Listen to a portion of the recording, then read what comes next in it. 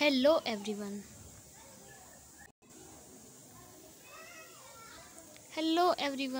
तो आज मैं आपके लिए लाया हूँ क्लास 7th का चैप्टर नंबर 1 साइंस का न्यूट्रिशन इन प्लांट। तो इस वीडियो में हम इस चैप्टर का फुल एक्सप्लेनेशन करेंगे।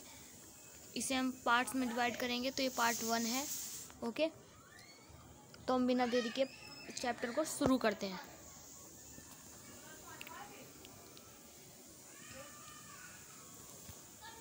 In 6th class, you learned that food is essential for all living organisms.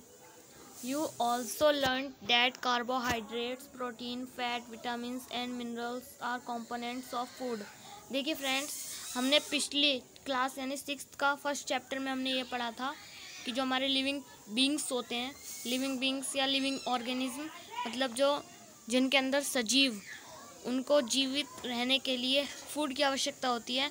और फूड के अंदर पाए जाते हैं carbohydrates, protein, fat, vitamins and minerals, जो कहलाते हैं कंपोनेंट्स ऑफ फूड। ठीक है, इतना हमने पिछली यानी नेसेसरी, ये हमने पिछली क्लासेस में पढ़ा था। Okay, these components of food are necessary for our body are called nutrients. देखिए, ये कंपोनेंट्स जो भी हमने इन कंपोनेंट्स को पढ़ा था, जैसे ये यानी carbohydrate, protein, fat, vitamin and minerals, ये हमारे न्यूट्रिएंट्स कहलाते हैं। ठीक है फ्रेंड्स, आपकी कन्फ्यूजन कंप्लीट हो जाएगी आई होप। देखिए, एग्ज़ाम में आपका जो क्वेश्चन आ सकता है कि what is nutrients, what mean nutrients, तो आप लिख सकते हैं, तो आप इसमें लिख सकते हैं। मैं भी आपको दोबारा से क्लीन करके दिखा देता हूँ। जितने के नीचे मैं अंडरलाइन करूँगा वो आपको क्लीन करके मैं दिखा देता हूँ। तो हम लिख सकते हैं carbohydrate, protein, fat, vitamin and minerals are component of food. These components of food are necessary for our body are called nutrients. Okay, तो इतना ये आप लिख लेंगे तो ये आपका न्यूट्रिएंट की डेफिनेशन है, ये आप लर्न कर सकते हो। और इम्पोर्टेंट नोट्स में मैं आपको ये दिखाऊंगा, इसीलिए आपको इतनी मेहनत करने की भी ज़रूरत नहीं है। ओके, अब हम आगे बढ़ते हैं। All living organisms require food. Plant can make their food themselves, but animal includes human contact. Human cannot. They get it from plant or animals and eat plant. Thus, human and animal are directly or indirectly depend on plant. देखिए, हम इसमें पढ़ेंगे कि जितने भी सजीव हैं सभी को जीवित रहने के लिए भोजन की आवश्यकता है, require food. Okay, plant can make their food themself. देखिए, जो पौधे होते हैं, पौधे या वनस्पति हम कह सकते हैं, ये अपना भोजन स्वयं बनाते हैं। इनका भोजन कहाँ बनता है? लीफ में बनता है। तो इस प्रक्रिया ये सब हम डीपली पढ़ेंगे इसी चैप्टर में, बट अभी जो इसमें लिखा है उसको मैं एक्सप्लेन कर देता हूँ। इसमें दे रखा है कि सभी सजीव, जो भी सजीव हैं, चाहे मनुष्य हो गए, जीव जंतु, पक्षी, पौधे, सभी को सभी को जीवित रहने के लिए फूड की आवश्यकता है। लेकिन जो प्लांट हैं वो अपना फूड खुद बना लेते हैं। एनिमल हैं और जो ह्यूमन हैं, ये अपना फूड खुद नहीं बना सकते, ये डिपेंड होते हैं, या तो डायरेक्टली और इनडायरेक्टली तरीके से डिपेंड ये प्लांट पे ही होते हैं। अभी आपका 2 वर्ड आ रहे हैं, डायरेक्टली और इनडायरेक्टली। इसमें आपको थोड़ी सी कन्फ्यूज़न आएगी या कईयों को ना आए, तो जिन लोगों को आएगी उन लोगों को मैं बता दूं। डायरेक्टली का मतलब ये है, मान लीजिए ये आपकी गाय है, ये घास डायरेक्टली, जो पौधे हैं, पत्तियाँ, इन सबको खा लेती हैं डायरेक्टली। पर ह्यूमन क्या करते हैं? ह्यूमन, मान लीजिए आपका गेहूँ है, गेहूँ को पीस के इसका आटा बनाकर, आटे की रोटी बनाकर, उसे पकाकर फिर खाते हैं। तो इनडायरेक्टली तरीके से लगता है कि हम रोटी खा रहे हैं, पर देखा जाए तो ये बनती प्लांट से ही है, इसीलिए इसे कहा जाएगा इनडायरेक्टली और ये कहलाएगा डायरेक्टली। ओके, आगे बढ़ते हैं।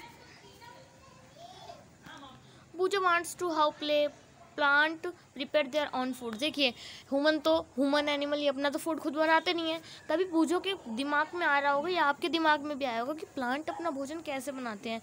तो इसी बारे में हम डीपली चर्चा करेंगे। आगे बढ़ते हैं। Mode of nutrition in plant. Plant are the only organism that can prepare food for themselves by using water, carbon dioxide and mineral. Their raw material are present in their surrounding. The nutrients enable living organisms to build their bodies, to grow, to repair damaged part of their bodies, and provide the energy to carry out life. Processed nutrition is the mode of taking food by an organism and it's. देखिए अभी हमने इतने paragraph में हमने क्या पढ़ा, देखिए आपका पैराग्राफ था इतना, तो इसके अंदर हमने पढ़ा कि जो पौधे होते हैं वो अपना खाना बनाने के लिए वाटर, कार्बन डाइऑक्साइड और मिनरल, इन चीज़ों का यूज़ करते हैं। ओके, और ये हमारे चारों तरफ जो रॉ मटेरियल होता है यानी जो कच्चा माल होता है, मतलब जो पौधे लेते हैं कच्चे माल तो होता है ये, इसे बाद में अपने शरीर अपने अंदर ये तैयार करते हैं, जो प्लांट्स होते हैं उसी प्रकार से हमारे चारों तरफ भी पाया जाता है। देखिए कार्बन डाइऑक्साइड भी हमारे चारों तरफ पाई जाती है, जिसे हम छोड़ते हैं, लेते ऑक्सीजन है, छोड़ते कार्बन डाइऑक्साइड है। ओके, वाटर भी हमारे चारों तरफ है। मिनरल्स वही हमने जो आपको पिछले चैप्टर में पढ़ा था, अगर आपने वीडियो नहीं देखी है तो आप ज़रूर देख लें। The nutrients enable living organism to water bodies to grow. देखिए जो न्यूट्रिएंट्स होते हैं ये हमारे शरीर के अंदर जो रिपेयर करते हैं, जो हमारे शरीर के अंदर डैमेज पार्ट हो जाते हैं, हमारे शरीर की बोन्स हैं, मसल्स हैं, ये अगर डैमेज हो जाती हैं तो इन्हें रिपेयर करने का काम न्यूट्रिएंट्स का ही होता है। ओके, और न्यूट्रिशन, यहाँ पर आपका नया पॉइंट आ गया, nutrition. Nutrition is the mode of taking food and organism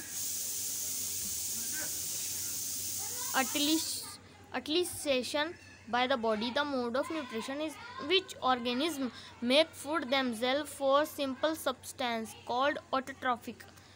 Auto माने सेल्फ, ट्रॉप्स माने होता है न्यूरोशमेंट। देखिए यहाँ पर आपका काफ़ी इम्पोर्टेंट पॉइंट, जो आपका काफ़ी सबसे ज़्यादा इम्पोर्टेंट है इस चैप्टर में, जो इसका बेसिक है वो आपका ऑटोट्रॉफिक हो गया।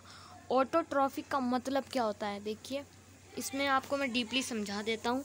देखिए हमने पढ़ा था कि जो प्लांट्स होते हैं, प्लांट्स में सभी प्लांट्स आ गए, सभी प्रजातियाँ, उसमें आपकी घास, पेड़ पौधे सभी आ गई। ओके, तो हमने इसमें पढ़ा कि जो प्लांट अपना भोजन खुद बनाते हैं, अपने भोजन के लिए खुद पे निर्भर होते हैं, यानी खुद ही बनाते हैं, उनकी खुद की जिम्मेदारी है अपना भोजन बनाना, तो वो कहलाते हैं आपके autotrophic.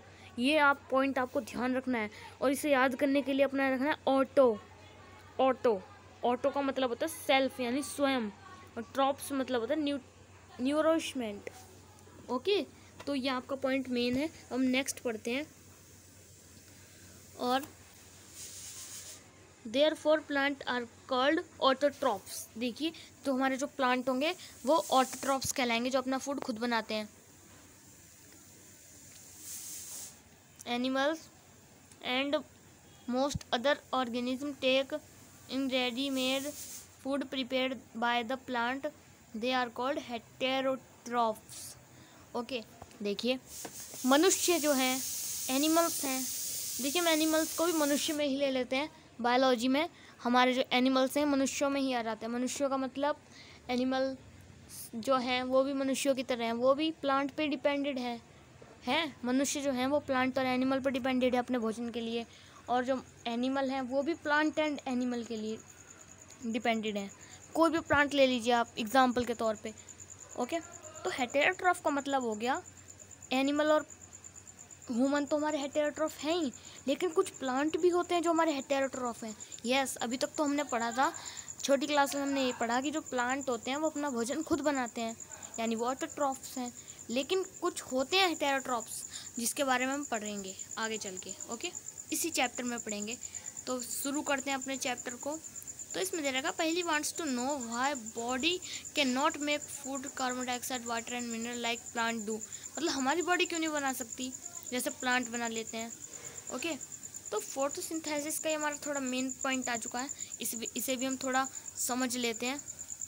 Photosynthesis food making process in plant. देखिए फ्रेंड्स, ये भी आपका काफ़ी इंपॉर्टेंट पॉइंट आया है। इसके अंदर आपको डीपली समझाया जाएगा। अभी आपको इस पॉइंट में सबसे समझ नहीं आया होगा कि फोटोसिंथेसिस क्या होता है। इसका नाम तो हमने नहीं सुना, ऐसे कई बच्चों ने सुना भी होगा, जिन्होंने 5th या 4th में आपने ज़रूर सुना होगा कि फोटोसिंथेसिस वो प्रक्रिया होती है, वो प्रोसेस होती है जिसके थ्रू जो लीव्स होती हैं, मतलब पत्तियाँ होती हैं, वो अपने पूरे वृक्ष, पत्तियाँ देखिए एक पत्ती नहीं होती, आप सोचेंगे पत्ती छोटी सी होती है पूरे वृक्ष के लिए, नहीं, पत्तियाँ हजारों होती हैं, सैकड़ों, अनगिनत होती हैं जिसे कहते हैं। और अनगिनत पत्तियाँ भोजन बनाती हैं और किसकी हेल्प लेती हैं? सनलाइट, वाटर और ये आपका कार्बोहाइड्रेट्स, मिनरल, कार्बन डाइऑक्साइड, इन चीज़ों की मदद से पूरे पेड़ यानी पूरे वृक्ष के लिए भोजन बनाती हैं। ओके, तो इसी प्रोसेस को हम डीपली पढ़ते हैं बिना देरी किए। Leaves are the food factory of plant. देखिए ये लाइन आपकी काफ़ी इंपॉर्टेंट है। जो पत्तियां हैं वो फूड फैक्ट्री ऑफ प्लांट, मतलब जो पौधे की फूड फैक्ट्री यानी भोजन बनाने की जो फैक्ट्री, कारखाना, कुछ भी कह सकते हैं आप, मतलब यहीं पर जो भोजन है उसकी फूड यानी यहीं पर सारा बनता है। Okay, the synthesis of food in plant occurs in leaf, therefore all the material must be reach their water and mineral present in the soil and absorbed by the root and transport to the okay. तो हमने इसमें पढ़ा कि जो हमारे जो पौधे होते हैं तो इसमें जो खाना बनाने का काम होता है यानी फूड फैक्टराइज, तो ये काम होता है हमारे लीव्स का। लीव्स फोटोसिंथेसिस की प्रक्रिया से हमारे लिए भोजन बनाती हैं। तो लीफ के अंदर ना कुछ सेल्स पाए जाते हैं, देखिए पहले हम इसे पढ़ लेते हैं। Leaves carbon dioxide from air is taken through the tiny pores present in the surface of the leaf. These pores surround by the guard cell, such pores are called stomata. देखिए स्टोमेटा, ये भी आपका काफ़ी important topic है। Stomata, stomata का मतलब ये हुआ, स्टोमेटा अभी मैं आपको ये फिगर देखिए, ये फिगर आपकी काफ़ी ज़्यादा इम्पोर्टेंट रहने वाली है। ये आपका बेसिक है, ये आपका 7th और 8th में भी आपके काम आएगी ये फिगर। तो इस फिगर को तो जानना काफ़ी ज़्यादा ज़रूरी हो जाता है आपके लिए। टॉपिक है आपका सेल। देखिए सेल का मतलब क्या होता है। How have you have seen that the building are made of bricks. देखिए आपने देखा है कि जो बिल्डिंग है, जो यानी इमारतें हैं, वो छोटी छोटी ईंट से मिलकर बनी होती हैं। उसी प्रकार similarly the bodies of living organism are made of tiny units called cell. देखिए जो बॉडी होती है यानी जो अंग होता है, जो शरीर होता है, वो लिविंग ऑर्गेनिज्म जितने सजीव हैं यानी पेड़ पौधे, मनुष्य, पक्षी, कीड़े मकोड़े, सब आ गए लिविंग ऑर्गेनिज्म। ओके, तो इसके अंदर जो जो इन ये छोटी से छोटी इकाई जिससे मिलके बने हैं वो आपकी कहलाती है cell. Cell can be seen only under the microscope. देखिए जैसे हम अपने हाथ, पैर, फिंगर, आइज, नोज सबको हम देख सकते हैं clearly without any tool. Okay, तो उसी प्रकार हम सेल को नहीं देख सकते, इसे हम देख सकते हैं माइक्रोस्कोप, ओनली माइक्रोस्कोप, क्योंकि सेल इतना छोटा होता है कि उसे हम माइक्रोस्कोप से ही देख सकते हैं। Some organism are made of only one cell. The cell is enclosed by a thin outer boundary called cell membrane. Most cells have a distinct centrally located spherical structure called nucleus. The nucleus is surrounded by the jelly-like substance called cytoplasm. देखिए ये आपको point जो दिए गए हैं cell के बारे में बताया गया है, मैं आपको दोबारा से क्लियरली बता देता हूँ फिगर को जूम करके। देखिए ये आपका कुछ इस तरीके से फिगर आपकी दे रखी है। देखिए हाँ, तो देखिए इसके अंदर हम ले लेते हैं, ये जो आपको दिख रही है ये इतनी, ये एक सेल है। ऐसी ये दूसरी आपकी सेल हो गई, ऐसे तीसरी सेल हो गई, चौथी सेल हो गई, पांचवी सेल हो गई, छठी, सातवीं, आठवीं और नौवीं और ये 10वीं। टोटल यहाँ पर 10 सेल दे रखी हैं। देखिए फ्रेंड्स, कई लोगों ने जिन्होंने सेल नहीं पढ़ा उन्हें ये कन्फ्यूजन आ रही होगी ये पूरी सेल है या फिर ये छोटी वाली सेल है या क्या सेल है, मतलब कुछ समझ ही नहीं आ रहा होगा। तो देखिए सेल है छोटी यूनिट। जैसे आपको ईंट, आपने एक कोई दीवार ले लीजिए, दीवार के अंदर आपको एक ईंट दिखती है, ईंट, तो वो ईंट आपकी दीवार के लिए सबसे छोटी यूनिट हुई। ऐसी हजारों ईंटों से मिलकर तो इमारत बनती है, उसी प्रकार हजारों सेलों से मिलकर हमारी बॉडी बनती है। और एक सेल को हम अपनी क्लियरली आंखों से नहीं देख सकते, उसे देखने के लिए हमें माइक्रोस्कोप की ज़रूरत होती है। और जो सेल होती है उसकी जो आउटर बाउंड्री होती है, यानी चारों तरफ की जो बाउंड्री, यानी जो ब्लैक ब्लैक पोर्शन दिख रहा है ना आपको, इंटरफेस दिख रहा है ब्लैक कलर का, ये आपकी हो गई सेल मेम्ब्रेन। ओके, इसे आप सेल का कवच भी कह सकते हैं, कोशिका कवच। ओके, सेल को हिंदी में कोशिका कहते हैं। ओके, ये बात को ध्यान रखना है। उसके बाद इसका जो बीच का पार्ट होता है स्फेरिकल, जो बीच का मध्य होता है, यानी मान लीजिए आपका सर्कल है, इसके अंदर एक रेडियस होता है ना, उसी प्रकार से जो ये सेल है इसके अंदर भी एक मिड पॉइंट होता है, जिसे मिड पॉइंट भी कह सकते हैं। तो ये इसे कहलाते हैं हम न्यूक्लियस। देखिए इसमें दे भी रखा, बताने की जरूरत भी नहीं है, न्यूक्लियस। और इसे कहते हैं सेल मेम्ब्रेन। ओके, ये आपका सेल मेम्ब्रेन हो गया। और इसके अलावा ये आपको दिख रहा है ये लिक्विड जेली लाइक सब्सटेंस होता है ये, तो ये आपका हो जाएगा साइटोप्लाज्म, कोशिका द्रव्य। और न्यूक्लियस को कहते हैं केंद्रक, और कोशिका झिल्ली कहते हैं सेल मेम्ब्रेन को। ओके, तो यहाँ पर आपका सेल का टॉपिक इतना ही है। आगे क्लास में आप और डीपली पढ़ेंगे तो यहाँ पर आपका सेल का पॉइंट खत्म हो जाता है। अब बात आती है स्टोमेटा पे। स्टोमेटा पे हमने गौर किया था, पर मैंने इसे डीपली आपको मैंने एक्सप्लेन नहीं किया, तो अब मैं आपको इसके बारे में समझा देता हूँ। मान लीजिए ये आपकी एक पत्ती है, थोड़ी अच्छी नहीं बन रही, बाकी आपको समझाने के लिए मैं बना रहा हूँ। देखिए आपकी थोड़ी पत्ती है, पत्ती आपकी कुछ इस तरीके से होती है, यही तो आपको दिखती है पत्ती। ओके, बट अगर मैं कहूँ इस पत्ती के अंदर छोटे छोटे छेद होते हैं जिन्हें हम नहीं देख सकते, तो आप लोग इस बात पे यकीन करोगे, कई लोगों को यकीन नहीं होगा, लेकिन ये छेद आपको माइक्रोस्कोप से दिखते हैं। देखिए आप लोगों ने ये सुना होगा बचपन में कि हमें पौधों से हमें मतलब पौधों से हमें ऑक्सीजन मिलती है, सुना होगा, ठीक है। तो ऑक्सीजन कहाँ से मिलती है, कैसे मिलती है? पौधे कार्बन डाइऑक्साइड लेते हैं, वो कहाँ से लेते हैं? तो देखिए हम आपको समझा देते हैं। ये जो लीफ है ना, पूरे पौधे का सारा काम कंट्रोल लीफ के कंट्रोल में होता है। तो लीफ के अंदर कुछ टीनी पोट छोटे छोटे वो होते हैं मिड पॉइंट्स, छेद, छिद्र कह सकते हैं हम, छिद्र, छोटे छोटे छिद्र होते हैं ये आपकी लीफ के अंदर। जिन छिद्र से पौधे ऑक्सीजन गैस को, ऑक्सीजन जो कि हमारे लिए आवश्यक है, जिससे हम जीते हैं, उस गैस को छोड़ देती है, निकाल देती है, और कार्बन डाइऑक्साइड को ले लेती है। और हम क्या करते हैं, हम कार्बन डाइऑक्साइड को छोड़ देते हैं और ऑक्सीजन को ले लेते हैं। देखिए ये हम हो गए, ये मनुष्य हो गए। ओके, तो मनुष्य क्या करते हैं, जो कार्बन डाइऑक्साइड है उसे छोड़ देते हैं, ठीक है। कार्बन डाइऑक्साइड को इन्होंने छोड़ दिया लीफ पर, लीफ ने क्या किया, लीफ ने हम पे ऑक्सीजन छोड़ दी। ओके, पौधों को चाहिए थी कार्बन डाइऑक्साइड, हमको चाहिए थी ऑक्सीजन, पौधों ने ऑक्सीजन छोड़ी, हमने कार्बन डाइऑक्साइड छोड़ी। ओके, तो इसी प्रकार से ये साइकिल चलती रहेगी और हम दोनों लोग जीवित रहेंगे।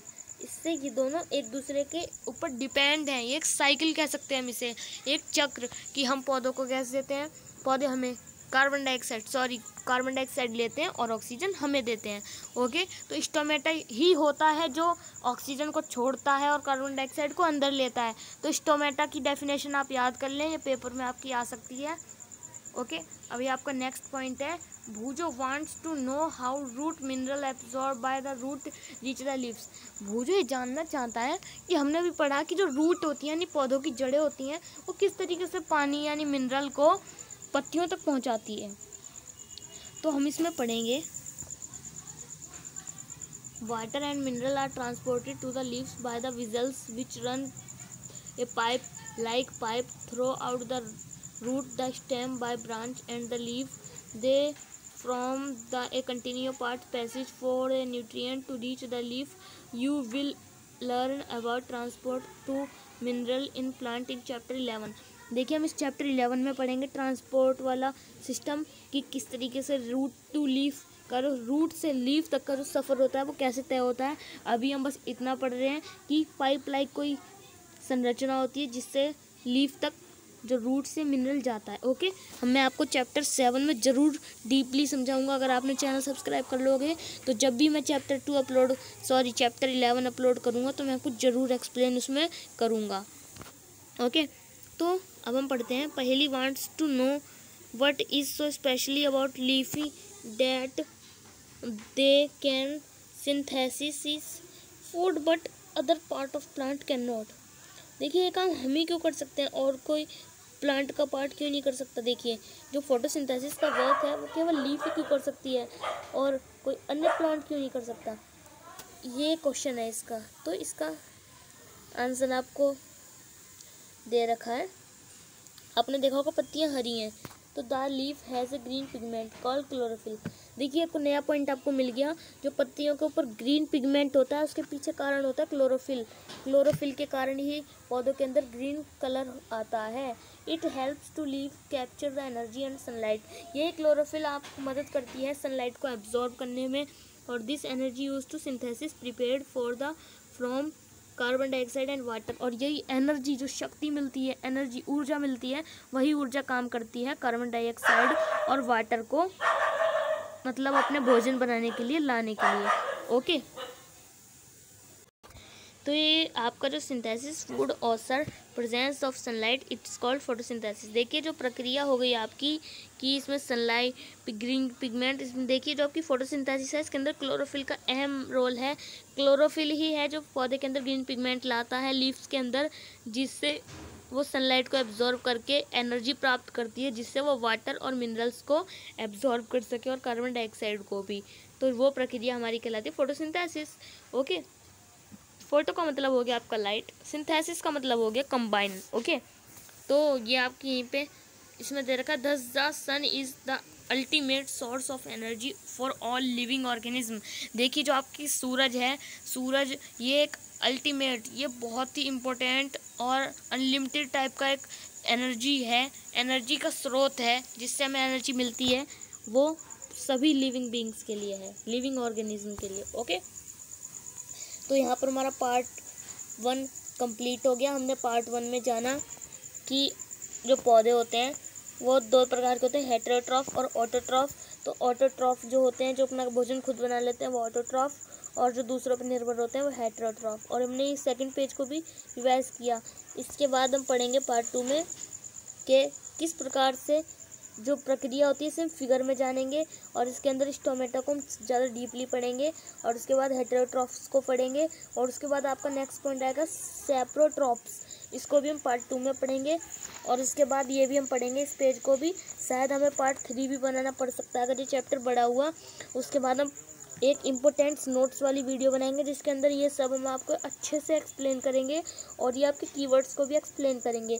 ओके, और एक्सरसाइज भी बनाते हैं। सो प्लीज़, अगर आपको वीडियो पसंद आए तो लाइक ज़रूर कर देना, चैनल को सब्सक्राइब कर देना, जिससे हम वीडियो अपलोड करें तो आप सभी को पता लग जाए। और बेल आइकन प्रेस करने से ही आपको नोटिफिकेशन आएगा, तो बेल आइकन ज़रूर से प्रेस कर देना।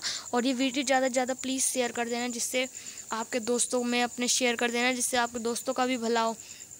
ओके, तो मैं आपसे मिलूँगा नेक्स्ट वीडियो में, तब तक के लिए बाय बाय, टेक केयर।